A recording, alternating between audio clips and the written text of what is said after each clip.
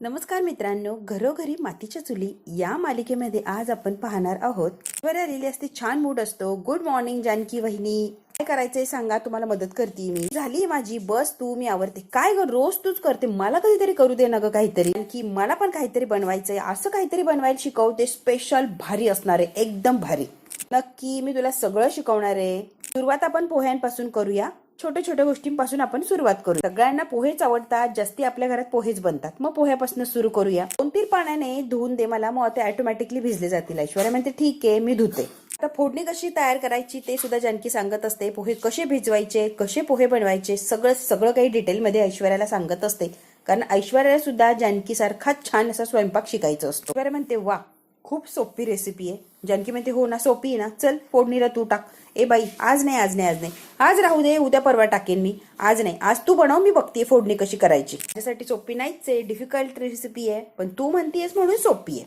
तुला मदत करतीये. जानकी म्हणते ठीक आहे, मदत तर मदत. जानकी, या घरात मी फक्त तुझ्या बरोबरच मन मोकळेपणाने बोलते, विचारते काय असेल ते. पण तरी सुद्धा माझ्या मनात प्रश्न आहे की तुला विचारू की नको विचारू. मलाच प्रश्न पडलेत बघ. ऐश्वर्या, माझ्याशी बोलायला एवढा विचार करायला लागतोय का तुला? काय जे काही बोलायचंय ना, बिंदास बोल, अजिबात काही संकोच नको करूस.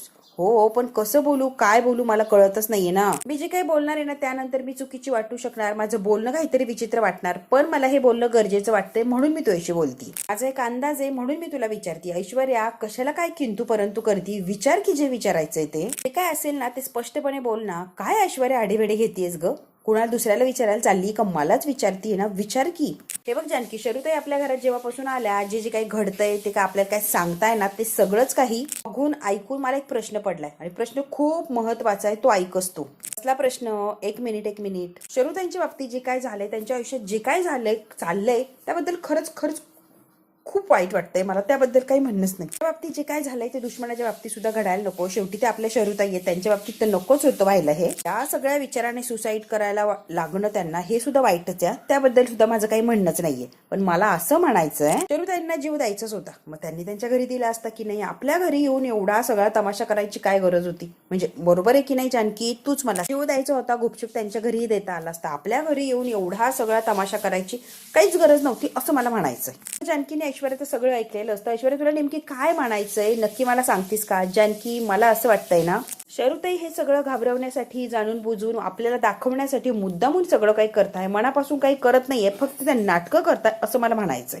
जानकी, कदाचित मी चुकीची असू शकते, पण कसं आहे ना, शरूताईंच्या जागेवर जर आधीची, म्हणजे आता माझ्या जागेवर जर आधीची ऐश्वर्या असते ना जानकी, त्या ऐश्वर्याने सुद्धा हा असाच विचार केला असता. जो मी केलाय ना, तो असाच विचार केला असता. शरूताई जे करताय ना, त्यांच्या घरीही बसून करता आलं असतं. इथे तमाशा करण्यासाठी ते का आल्यात, हाच प्रश्न सारखा सतावतोय. जानकीला टेन्शन आलेलं असतं. जानकी आता विचार करायला लागलेली असते. बरं म्हणते जानकी, तुला राग आला का? आय एम सॉरी, पण मला जे वाटलं, जे सुचतंय माझ्या डोक्यात, जे विचार येत आहेत ते तुला बोलून दाखवले, बाकी काहीच नाही. सॉरी काय म्हणतेस? तुला जे वाटलं ते बोलून दाखवलं, त्यात काय एवढं लगेच सॉरी वगैरे फॉर्मॅलिटीज करू नको ऐश्वर्या. असू दे, त्याचे प्रॉब्लेम असतात. बरोबर बोलतीये तू, मीच ओव्हर थिंकिंग करते, असं असू शकतं. असू दे, ते विषय सोडून नको एवढा विचार करू. पण मला जे वाटलं, जे जाणवलं ते तुला बोलून दाखवलं. सॉरी काय करतेस ग? फॉर्मॅलिटी झालंय ना आता, किती वेळा सॉरी म्हणतेस ऐश्वर्या? त्यात मोहरी आणि मिरची घातलीये, बाकीची फोडणी तू बनवायची. आणखी आता ऐश्वर्याला शिकवत असते पोहे कसे बनवायचे, फोडणी कशी टाकायची, सगळं काही सामान कसं टाकायचं, काय सगळं शिकवत असते जानकी ऐश्वर्याला. ऐश्वर्या तेवढं मन लावून ते सगळं काही शिकत सुद्धा असते. तिला जानकी सारखा परफेक्ट स्वयंपाक शिकायचा असतो आणि ती प्रयत्नही करत असते. जानकी ऐश्वर्याला पोहे तर शिकवत असते, पण जानकीच्या डोक्यात आता जे ऐश्वर्याने प्रश्न केलाय तो सारखा सतवायला लागलेला असतो. खरंच शरू वंचं नाटकं करत असतील का? आपल्याला घाबरवण्यासाठी हे करताय का? जानकीला सुद्धा खूप सारे प्रश्न पडलेले असतात शर्वरीच्या बाबतीत. आता शर्वरीने तिची बॅग खोललेली असते, तिच्याकडे कसली तरी फाईल असते आणि डॉक्युमेंट बद्दल बोलत असते. हो, सगळे डॉक्युमेंट आहे माझ्याकडे. शर्वरी आता फोनवर बोलत असते. नाना मदत करती, डोंट वरी. एकदा काय पैसे हातात आले की मी तुला करील फोन, डोंट वरी. शर्वरीने आता फोन ठेवलेला असतो आणि काहीतरी डॉक्युमेंट अगदी पटपट ती बघत असते. काय जानकी आलेली असते वंच करत. ती पटकन फाईल बंद करते आणि खूप घाबरते जानकीचा आवाज ऐकल्यावर. हे डॉक्युमेंट कुठे लपू आणि कुठे नाही असं शर्वरीला होऊन जातं. गडबडी सगळे डॉक्युमेंट खाली पडलेले असतात. जानकीकडे बघते आणि पटपट ते लगेच उचलायला लागते. जानकी म्हणते, अहो वंच, काय कसला गोंधळ झाला एवढा, कसे पडलेत ते खाली? वंच, इथे यायला तुम्हाला पासपोर्ट कशाला हवाय? अगं नाही ग जानकी, हैदराबादला जायचं होतं ना सेमिनारसाठी, तेव्हा ते पासपोर्ट वगैरे सगळेच कागदपत्र घेतले. वंच, हैदराबादला जायचंय तर पासपोर्टची काय गरज आहे? जानकी सुद्धा प्रश्न विचारते. कसं आहे ना, तुला सांगू का मी, फाईलच घेतली ना, मग फाईलमध्ये सगळेच डॉक्युमेंट होते. हो हो हो ठीक आहे, पण सगळे काही सांभाळून ठेवा, खूप महत्वाचे डॉक्युमेंट आहे. जानकी म्हणते वंश सगळे काही जे डॉक्युमेंट आहे ते अगदी सांभाळून ठेवा, अजिबात कुठे जायला नको. हो मी सांभाळून ठेवतीये. जानकी आता तिला नाश्त्यासाठी बोलवते आणि ती सुद्धा एका मिनिटात नाश्त्यासाठी आलेली असते. तर डायनिंग टेबलवर नाश्त्यासाठी सगळेच जमलेले असतात आणि छान असे आनंदी असतात सगळे. जानकी म्हणते आई नाना पोहे आवडलेत का सगळ्यांना? ना म्हणतात एकदम मस्त, एक नंबर पोहे झालेत जानकी, फार फार सुंदर पोहेत. अजून 1-2 वेळेला घेणाऱ्या एक नंबर पोहे झालेत, मलाही खूप आवडलेत जानकी. शर्वरी मात्र काहीच बोलत नाही. शर्वरीच्या डोक्यात काहीतरी वेगळंच चाललेलं असतं. ती जे कारस्थान करून, ती जी प्लॅनिंग करून आलेली असते तो कसा पूर्ण करायचा यासाठी आता ही शर्वरी धडपड करत असते. सुमित्रा म्हणते जानकी तुझ्या हाताला चवच वेगळी आहे, एक नंबर पोहे झालेत, काय बनवलेत तो अप्रतिम. जानकी म्हणते आई पोहे आवडलेत, खरंच छान वाटलं, पण पोहे मी नाही बनवलेत, मग कोणी बनवलेत? ऐश्वर्याने पोहे केलेत म्हणून इतके छान लागताय ते. अरे बापरे, ऐश्वर्याने इतके सुंदर एक नंबर पोहे झालेत. म्हणतात काय ऐश्वर्या, वा वा वा ऐश्वर्या, एक नंबर अप्रतिम असे पोहे बनवलेत. जानकी सारखा स्वयंपाक शिकायला लागली असतो. वेगवेगळे पदार्थ करत जा आणि मला खाऊ घालत जा, मला आवडतं. ऐश्वर्या तू काहीही बनव, मी आनंदाने खाणार. सुमित्रा म्हणते ऐश्वर्या यांचे चोचले पुरवत बसू नको, यांना पदार्थ घालून घालून तू दमशील आणि पळून जाशील, पण हे काय दमणार नाही खाण्याला. काही ना काहीतरी मागणी करतच राहतील, त्यामुळे ऐश्वर्या यांचे काय चोचले पुरवायच्या नादाला लागू नको ग बाई. नाना आता सुमित्राकडे बघायला लागलेले असतात. तेच नानांवर हसत असतात. जानकी म्हणते काय आहे असं का म्हणताय नानांना? सुमित्रा म्हणते मी तुला खरं सांगते ऐश्वर्या, गेल्या वेळी तुला चपात्यांवरनं रागवले होते बरोबर, मन लावून उत्तम असे पोहे बनवलेत, मला हे आवडलं, या एक नंबर पोहे बनवलेत. खरंच जानकीच्या हातची जशी चव आहे तशीच चव आली तुझ्या पोह्यांना. ऐश्वर्याने बनवलेल्या पोह्यांना सगळ्यांनी भरभरून असं कौतुक केलेलं असतं. सगळे हसत असतात, कौतुक करत असतात.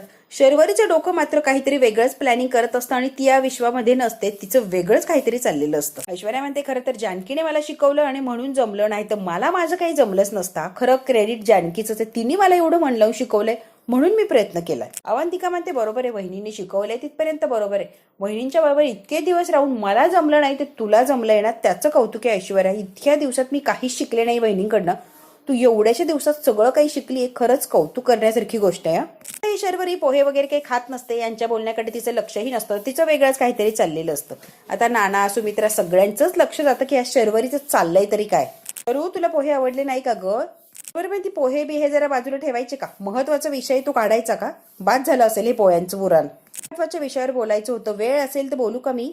ना मला माहिती तू कोणत्या विषयावर बोलणार आहे. जानकीने सगळं सांगितलंय मला. शर्वरी आम्ही ठरवलंय तुला मदत करायची. झालं का समाधान? पण ते काय मला मदत करायचं ठरवलंय, तिला फार आनंद झालेला असतो की मदत करायला ठरवलंय सगळ्यांनी, म्हणजे चांगलीच गोष्ट आहे. Thank you so much. फार आनंद झालेला असतो शर्वरीला, कुठे तिला आनंद झालेला असतो आणि आता कुठे पोह्यांचा एक घास खाते. तिच्या वागण्या बोलण्यावर सगळ्यावर ऐश्वर्याचं बारीक लक्ष असतं. ही कशी वागतीये, कशी रिॲक्ट होती, ऐश्वर्या मात्र तिच्याकडे सारखी लक्ष ठेवून असते. ऍक्च्युली मला अजून एक गोष्ट विचारायची होती, म्हणजे कसं आहे ना, गैरसमज करू नका, माझं नाय विलाज आहे म्हणून मला विचारायला लागतंय असलं सारखं पर्यंत मला हे पैसे मिळतील हे मला विचारायचं होतं. म्हणजे 2 दिवसात तुला तुझे पैसे मिळून जातील. कॅश अरेंज झाली की तुझे पैसे तुला देऊन टाकतो. शर्वरी विचार करायला लागलेली असते की 2 दिवस लागतील पैसे मिळायला, म्हणजे माझं काम जवळ झालंच आहे. ओके, पण 2 दिवसानंतर नक्की द्यायच्या. ऋषिकेश म्हणतो नक्की 2 दिवसात तुला पैसे मिळतील, डोंट वरी. ऐश्वर्याला आणि जानकीला तिचं हे वागणं बोलणं जरा खटकलेलं असतं, त्या फक्त तिच्याकडे बघत असतात, काहीच बोलत नाही. जानकी म्हणते मी काय म्हणते शर्वरी वंश ऐका की 2 दिवसात पैसे तर अरेंज होणारच आहे, त्याबद्दल काही वादच नाहीये. शर्वरी वंश ज्या बँकेतल्या लोकांना पैसे द्यायचे त्यांना आपल्या घरी बोलवून घ्या आणि मग आपल्या घरी आपण स्वतःच्या हाताने रक्कम देऊ, कारण रक्कम खूप मोठी आहे ना, अशीच तुमच्याकडे देऊन त्याच्याकडे देणं अवघड आहे. घरी बोलून अगदी सगळ्यांच्या समोर दिली म्हणजे आपल्यालाही खात्री होईल आणि तिथून पुढे बँकेत कशी पोहोचवायची त्यांची जबाबदारी राहील.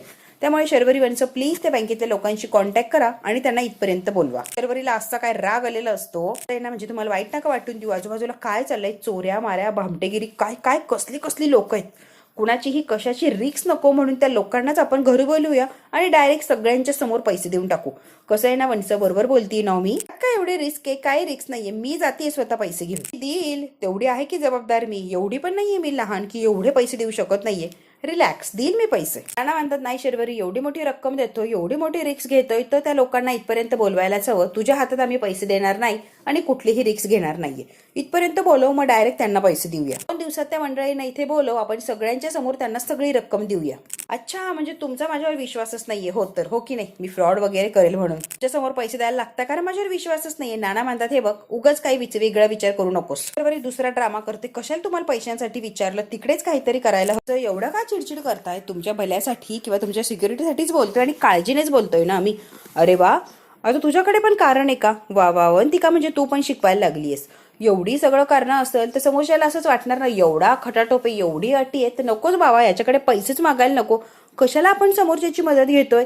शर्वरीचा काहीतरी वेगळाच ड्रामा चालू असतो, कारण तिला हातात पैसे हवे असतात, कुणाच्या सोबत नाही किंवा कुणाच्या समोर नाही. आता शर्वरी लगेच नाटकं करते आणि रागारागाने निघून गेलेली असते. हे बघा, मी कुठल्याही वाईट हेतूने सल्ला दिला नव्हता नाना त्यांना. शर्वरी बनचं एवढी मोठी रक्कम कशी घेऊन जातील म्हणून चांगल्या यानेच मी सल्ला दिला, पण बघा की त्यांना वाईट वाटलं. नाना म्हणतात, असू दे जानकी, नको एवढा विचार करू, वाटलंय वाईट तर वाटू दे की. तिच्या डोक्यात काय चाललंय ना आपल्याला काहीच माहित नाहीये. तिचा गोंधळ होतोय आणि सगळी चिडचिड ती आपल्यावर काढती. असू दे, तिला काय म्हणायचंय काय वाटायचंय ना ते वाटू दे. तू जे म्हणले जानकी ती अगदी योग्य आहे. तिच्या हातात एवढी मोठी रक्कम आपण नाही देऊ शकत आणि कोणतीही रिस्क आपल्याला घ्यायची नाहीये. त्यामुळे जानकी तू विचार करू नको. तिला काय राग आला असेल तर येऊ दे की, तू नको विचार करू. तिच्याबरोबर बोलू नका आणि तिला काही समजवायलाही जाऊ नका. तिला असू दे एकटीच. तिची चूक तिला कळाली की मग काय ते पैसे मागायला येईल ती, तोपर्यंत कोणीच काही बोलायला जायचं नाहीये. कळतंय का? ना म्हणतात, ऋषिकेश पैशांची व्यवस्था कर, बघू आपण काय होतंय काय नाही, तोपर्यंत तू पैसे तर आणून ठेव. शर्वरी बेडरूम मध्ये आलेली असते आणि चिडचिड करत असते. सरळ नानांनी पैसे माझ्या हातात ठेवले असते, पण ही जानकी काही ना काहीतरी गोळ घालतच असते आणि मध्ये हिला करायचंच असतं. मिळाले असते पैसे, पण नाही, जानकीने तोंड नाही घातलं तर कसे पैसे मिळणार, हो की नाही? तेवढ्या शर्वरीच्या त्या मित्राचा फोन वाजलेला असतो. अरे हो, पैसे मिळतील, झालंय पैशांचं काम, डोंट वरी. नाना पैसे द्यायला तयार आहे, पण जानकी बहिणी असं म्हटलीये की ती बँकेतले लोक इथे बोलवायचे, त्यांच्या हातात आम्ही पैसे देणार. कुठून ती माणसं बोलवायची आणि कुठून रिस्क घ्यायची रे? काहीही चाललंय रे. आता ही शर्वरी तिच्या मित्राला जेवढा प्रकार घडलाय तेवढाच चिडून सांगत असते. हो, सगळ्यात महत्वाचं, विक्रांत सुद्धा फोन करण्याचा प्रयत्न करताय, त्याच्याही काहीतरी कॉन्टॅक्टमध्ये राहण्याचा प्रयत्न करताय. आतापर्यंत तर फोन लागलेला नाहीये, पण पुढे काय करतील काही सांगता येत नाही. काही प्रॉब्लेम व्हायला नको. शर्वरी म्हणते, नाही रे, कसला काय प्रॉब्लेम होतोय? त्याचा फोन माझ्याकडे आहे ना, मग कसला प्रॉब्लेम होतोय? फोन स्विच ऑफ आहे, डोंट वरी, फोन नाहीच लागणार आहे. पैसे कसे हातात घ्यायचे, कसं काय मॅनेज करायचं तेच कळत नाहीये रे. मी चिडून तर आलीये उठून, पण पुढं काय करायचं ना मला कळतच नाहीये. आता शर्वरी तिच्या मित्रासोबत सगळा प्लॅनिंग करत असते. इथे काय घडतंय ते सगळं काही सांगण्याचा प्रयत्न करते. सतत खोटं बोलून पकडले जाण्याची भीती वाटायला लागली आहे. इतके लोक प्रश्न विचारतात, काय प्रश्न विचारतात. आता मात्र मला टेन्शन आलं आणि पकडले जाण्याची भीती सुद्धा वाटायला लागली. एक काम करतोस का? आता शर्वरी तिच्या मित्राला सांगत असते, 2-3 अशी माणसं घरी पाठव की ज्यांना आपल्याला कर्ज द्यायचंय. ऑफकोर्स व्यवस्थित ते पैसे आपल्याला मागं पाठवतील अशी खात्रीशीर माणसं पाठवा, नाही तर ते पैसे घेऊन फरार व्हायची. खात्रीतली, तुझ्या ओळखीतली असतील, विश्वासातली असतील अशीच माणसं घरी पाठव. मग इथं पैसे हातात पडले की काय करायचं काय नाही पुढचं पुढे बघूच. या इथं पैसे तर हातात पडू दे रे. ह्या लोकांचं म्हणणं आहे की बँकेतल्या लोकांच्या हातातच आम्ही पैसे देणार. येऊ दे की बँकेतले लोक घरी आणि देऊ दे की त्यांना पैसे. फक्त बँकेच्या लोनचं काय करायचंय ना ते मला कळत नाहीये. पण हो, आपल्याला 2 दिवसात पैसे मिळणार आहे यात काही शंकाच नाहीये. 2 दिवसात काय ते आपल्याला करायला लागणार आहे. काहीतरी करायला लागणार आहे, त्याला पर्याय नाहीये. काहीतरी करायचंय म्हणजे करायचंच आहे. कळतंय का? आता जानकी, ऐश्वर्या, अवंतिका सगळ्यांना टेन्शन आलेलं. नुसते पैसे बँकेतल्या लोकांच्या हातात देऊ, एवढी कशी शर्वरी हायपर झाली आणि लगेच तनतन करत निघून गेली. सगळ्या जणी किचनमध्ये असतात आणि त्याच गोष्टीचा सारखा त्या विचार करत असतात. जानकीला आता तो प्रसंग आठवत असतो की नानांनी सांगितले आम्ही तुला मदत करायचं ठरवलंय. शर्वरी म्हणते, काय? थँक्यू. 2 दिवसात त्या मंडळीने इथे बोलव, आम्ही सगळी रक्कम त्यांच्या हातात देऊ. नंतर शर्वरीने नाटक केलेलं असतं, तुमचा माझ्यावर विश्वासच नाहीये, मी काहीतरी फ्रॉड करतेय, काय शर्वरी बोललेली असते. तो सगळा प्रसंग जानकीच्या डोळ्यासमोरून चाललेला असतो, अगदी जशाच तसा. आणि ऐश्वर्याला सुद्धा तेच फील होत असतं की यांचं काहीतरी वेगळंच चाललंय. अवंतिका सुद्धा तोच विचार करत असते, आम्ही सगळं तुम्हाला मदतच करतोय शर्वरी वंश, मग तुम्ही सुद्धा त्या लोकांना इथे बोलवा की, तुम्ही कशाला गैरसमज वगैरे करताय. तेव्हा शर्वरी सुद्धा अवंतिकाला उलटून बोललेली असते. रागाने तनतन करत इथून उठून गेलेली असते. आता हे सगळा प्रसंग आठवत असतो. प्रत्येक जण प्रत्येक प्रश्न जुळाव करण्याचा प्रयत्न करत असतो. असं बोलल्यावरती कसं रिॲक्ट झाली याचाच विचार चाललेला असतो. सगळे मिळून जर पैसे दिले तर आमच्या समोर जर पैसे दिले तर पुढे जाऊन कारण आहे, पुरावा आहे, तुम्ही ते सिद्ध करू शकता. अच्छा, म्हणजे अवंतिका तुझ्याकडे सुद्धा कारण आहे. वा. माझं आहे ना, खरं तर चूकच झाली. तुमच्याकडे मी पैसे मागायलाच नको होते ग. माझं मी काहीतरी करायला पाहिजे होतं, पण तुमच्याकडे यायला नको होतं, कारण तुम्ही लोक सहजासहजी मदत करणार नाही हे माझ्या डोक्यातच आलं नाही ना. मीच आले, माझीच चूक झाली असं बोललेली असते. शर्वरी तनतन करत तिथून निघून गेलेली असते, न खाता पिता. आता हे सगळ्यांना आठवत असतं की एवढे काय नाटकं करते ही. पैशांची गरज हिला आहे तर मग नाटकं सुद्धा हिचे एवढे काय चाललेत. पण ती काय म्हणते, बहिणी मला एक प्रश्न पडलाय, शरुताईंना पैसे देतोय आपण, फक्त बँकेतल्या लोकांना घरी बोलवा एवढंच म्हटलं तर एवढ्या काय चिडलात त्या? सारखा प्रश्न येतोय आणि डोक्यातून काय जात नाही या बहिणी. नाना मदतच करण्याचा प्रयत्न करत होते पण ते रिॲक्ट किती विचित्र झालाय हे माझ्या डोक्यातून जात नाही या बहिणी. बरं म्हणते मला पण तेच कळत नाहीये, एवढी काय हायपर होऊन लगेच चिडचिड करून ती निघून गेली. आणखी म्हणते खरं तर मी त्याच गोष्टीचा विचार करतेय, फक्त बँकेतल्या लोकांना घरी बोलवा, त्यांच्या हातात रक्कम देऊ, या गोष्टीने एवढं हायपर व्हायचं, चिडचिड करायचं कारणच नाही ना. माझ्याही डोक्यात सारखा तोच प्रश्न येतोय. तर जानकीला तो प्रसंग आठवतो की जेव्हा नाश्त्यासाठी बोलवायला गेली तेव्हा ती कसले तरी डॉक्युमेंट बघत होती. जानकीला बघितल्यावर घाबरली आणि सगळे डॉक्युमेंट खाली पडले. सगळं काही आता जानकीला आठवत असतं आणि प्रत्येक गोष्टीची जुळाव करण्याचे या तिघी जणी विचार करत असतात. वंशाचं नेमकी चाललंय तरी काय. पासपोर्ट वगैरे सगळंच आणि पासपोर्ट विचारल्यावर ती कशी घाबरली, काय उत्तर दिलं, सगळ्या गोष्टींचा विचार करत असते ही जानकी. तेव्हा विक्रांत भाऊजींची पोलीस कंप्लेंट करूया असं म्हणलेली असते जानकी. तेव्हा शर्वरी घाबरलेली असते, नाही पोलीस कंप्लेंट वगैरे काही करायची नाही आणि इथले पोलीस काय करणार आहे ग, तिकडचे पोलीस करतील की, त्यामुळे इथे पोलीस कंप्लेंट करायची काहीच गरज नाही. शर्वरी किती घाबरलेली असते हे सुद्धा आता जानकीला आठवत असतं. जानकी आता प्रत्येक गोष्टीवर शंका घेते. जानकी आता विचार करत असते, अवंतिका येते, वहिनी कसला विचार करताय, काय टेन्शन आहे तुम्हाला एवढं. अवंतिकाच्या प्रश्नाला जानकीने उत्तर दिले नसते. पटकन फोन उचलते आणि कोणाला तरी फोन लावते. वहिनी तुम्हाला काहीतरी विचारतीये, सांगा की. जानकी म्हणते थांब मला फोन लावू दे. फोन लागत नाहीये. ती आता फोन ज्या व्यक्ती लावत असते म्हणजे विक्रांतला फोन लागत नसतो. ऐश्वर्या, अवंतिका मला असं वाटतंय की काहीतरी गडबड आहे आणि ती काय गडबड आहे आपल्याला शोधून काढायला लागणार आहे. सगळ्यात महत्वाचं शर्वरी वंश जे काही वागताय ना ते नॉर्मल नाहीच आहे. आपल्याला जी कारणं सांगितली, जे काय सांगितलंय त्यावर माझा विश्वास नाहीये. त्यामुळे नेमकी काय गडबड आहे, नेमकी काय चाललंय हे आपल्याला शोधून काढायलाच हवंय. शर्वरी वंशांनी त्यांची बाजू सांगितली, आपण त्याच्यावर विश्वासही ठेवलाय. विक्रांत भाऊजींची बाजू आपल्याला माहितीच नाहीये, नेमकी काय चाललंय, कसं चाललंय, त्यांचीही बाजू जाणून घ्यायला हवी की नको. ऐश्वर्या म्हणते, जानकी मी तुला आधीच बोलले होते. हो ऐश्वर्या, पण आता मला कुठे शंका यायला लागली आहे, तर आता काहीतरी बघूया ना आपण, अजून कुठे वेळ गेली. ती काय म्हणते, मला सुद्धा ते जाणवले आणि एक लॉयर म्हणून आमच्याकडे ते असतंच. एक छोट्या गोष्टी सुद्धा आम्ही ऑब्झर्व करत असतो. त्यातून शर्वरी माणसाच्या बऱ्याच गोष्टी डाऊटफुल अशा मला जाणवल्यात. नाना जेव्हा म्हणाले की मी पैसे द्यायला तयारी, खूप खुश झाल्या, एक्साइट झाले. आणि त्यानंतर जेव्हा नाना म्हणाले की त्या लोकांना माझ्या समोर आण, त्यांच्या हातात पैसे देतो, तेव्हा एक्झॅक्टली एकदम हायपर झाल्या आणि चिडून निघून गेल्या.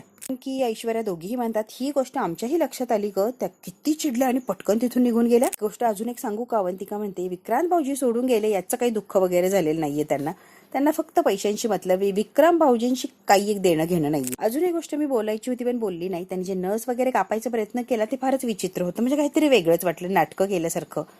कालच जाणवलंय मला ते. त्या माझ्या ननंदे उगाच त्यांच्या विरोधात आल्या बोलायला नको, कुठली शंका घ्यायला नको, असं गॉसिप वगैरे करायला नको, हे मला कळतंय बरं.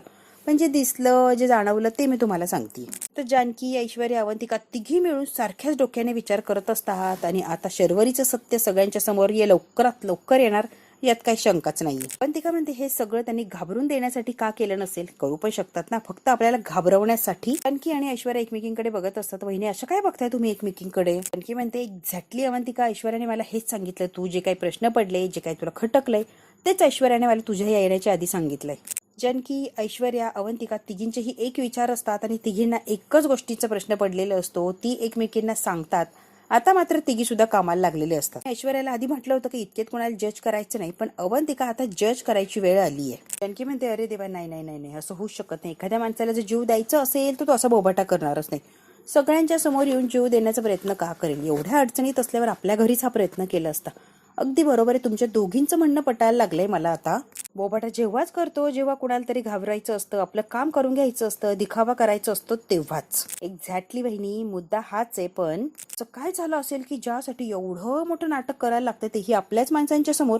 विचार करण्यासारखी गोष्ट आहे ना बहिणी. विक्रांत भाऊजींच्या बद्दल जे काय सांगताय त्याचं काय, त्याचाही विचार करायला लागणार की. सगळीच गडबड वाटतीये मला, काहीतरी गोंधळ आहे, कुठेतरी पाणी मुरतंय बहिणी. जानकी म्हणते, कशावरून वंश नानांना फसवत नसतील. ऐश्वर्या आता पटकन बोलून टाकते. जानकी म्हणते, तसं जर असेल ना ऐश्वर्या, फार भयंकर आहे आणि हे थांबवायला लागणार आहे आपल्याला. नानांनी माझ्या शब्दावर शर्वरी वंशांना पैसे द्यायचं कबूल केलंय, कळतंय का, खूप मोठी रिक्स आहे आणि माझ्यासाठी घेताय नाना. एवढी मोठी रक्कम कशाला हवी शर्वरी वंसलला, हाच प्रश्न पडतोय मला सारखा. सगळ्याची मुळाशी जायलाच हवं, नेमकी काय चाललंय कसं चाललंय हे शोधायलाच हवंय. पण ती का म्हणते कसं शोधायचंय वहिनी, तोच तो प्रश्न आहे ना. शर्वरी वंशवर नजर ठेवायची, काय चाललंय काय नाही, बारीक बारीक गोष्टींवर त्यांच्याने लक्ष ठेवायचं, बरोबर आपल्याला काय ते कळणार. अवंतिका ऐश्वर्या आपण तिघी सुद्धा आत्तापासून कामाला लागतोय, बारीक बारीक गोष्टींवर नजर ठेवायची, काय चाललंय काय नाही बारीक त्यांच्याकडे लक्ष द्यायचं. आता फक्त शंका आहे, खात्री पटेपर्यंत या गोष्टीची शहानिशा करायची आणि शेवट काय तो गाठायचा, कळतंय का. तोपर्यंत या गोष्टीबद्दल कुणाशी काहीच बोलायचं नाहीये, कळतंय, उगाच वाईट वाटायचं. शर्वरी वंश या घरची लेकी, आपल्याला जे वाटतं चुकीचं असेल तर नाना आई ऋषिकेश सगळ्यांनाच दुःख होणार आणि वाईट वाटणार, त्यामुळे आपल्यापर्यंतच ठेवायची गोष्ट यायला नको. त्यामुळे कुठेच काही वाच्यता करायची नाही, हे जे चाललंय ते फक्त तिघींमध्येच ठेवायचं, कळतंय का. त्या तिघींनी ठरवलेलं असतं शर्वरी नेमकी काय करते काय वागतीये हे सगळ्यांच्या समोर आणायचं म्हणजे आणायचंच. शर्वरी म्हणते आपण देवळात जायचं का, शर्वरी म्हणते हो जाऊया की. शर्वरीच्या हातात काहीतरी डॉक्युमेंट असतात, हे आता जानकीने बघितलेले असतात. पुढच्या भागात आपण बघूया की जानकी आता मंदिरात जायला निघाली, पण शर्वरीच्या हातात काहीतरी डॉक्युमेंट आहे हे मात्र आता जानकीने बघितलंय. फोनचं जे लोकेशन असतं ते सुद्धा ऐश्वर्या जानकी अवंतिकाने बघितलेलं असतं, तर ते यांचं घरच ट्रेस करत असतं, म्हणजे विक्रांतचा फोन यांच्या घरातच आहे असंच लोकेशन वरून कळत असतं. ऐश्वर्या आणि जानकी याच्यावरच चर्चा करतात की ते भाऊजी इथे नाहीच आहे, तर फोनचं लोकेशन हे घर कसं दाखवतंय. शरुताई त्यांचा फोन घेऊन आल्यात का असाच अर्थ होतोय. मला काय म्हणायचंय जानकी, कळतंय का, विक्रांत भाऊजी इथे नाहीच आहे, म्हणजे शरूने त्यांचा फोन आणलाय तोही आपल्या घरात आता आहे, म्हणूनच लाईव्ह लोकेशन हे घरच दाखवतंय. शर्वरी वंशाची खोली चेक करायची का, कसं, खूप मोठी रिक्स आहे. वंशांना घेऊन देवळात जाणार आहे, तेवढ्या वेळात काय ते करायचं ते करा, कुणाला कळता का म्हणे, खूप जपून करायला लागणार आहे. काय चेक करायचंय आता शर्वरी येऊन डायरेक्ट ऐश्वर्याला आणि जानकीला विचारते. शर्वरीला समोर बघून दोघी सुद्धा घाबरलेले असतात आणि आता शर्वरीला काय उत्तर द्यायचं शर्वरीकडे ह्या बघतच थांबलेले असतात. बघू मित्रांनो, काय चेक करायचं या प्रश्नाचं उत्तर जानकी आणि ऐश्वर्या शर्वरीला काय देतील हे जर बघायचं असेल तर आपल्याला बघायला लागणार आहे उद्याचा भाग. हा भाग इथेच संपतो. व्हिडिओ आवडल्यास लाईक शेअर सबस्क्राईब नक्की करा. धन्यवाद मित्रांनो.